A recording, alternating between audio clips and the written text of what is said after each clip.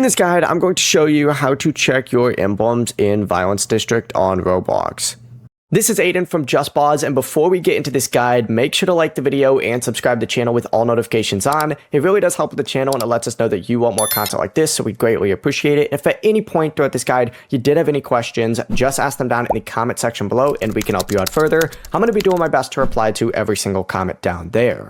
Now, you actually can't do this in game, at least I don't think so off the top of my head, but it's super easy to look in the lobby. You just need to look up in the top right of your screen, and you need to look specifically for this emblem icon right here. The number displayed next to it is going to show you how many emblems you currently have, and emblems are the more rare currency in Violence District, and it can be used to purchase things like perks, skins, and certain emotes, and you could just check those within the shop itself. Like, for example, if I'm a killer, right, I could go ahead and open up the skins by selecting outfits, and as you can see, we got Tung Sahur that we could go ahead and purchase for about 750 emblems, but the process is as simple as that. Before you do leave, make sure to like the video and subscribe to the channel with all notifications on. It really does help with the channel, and it lets us know that you want more content like this. We'd greatly appreciate it, and if at any point throughout this guide you did have any questions, just ask them down in the comment section below, and we can help you out further. I'm going to be doing my best to reply to every single comment down there. Peace.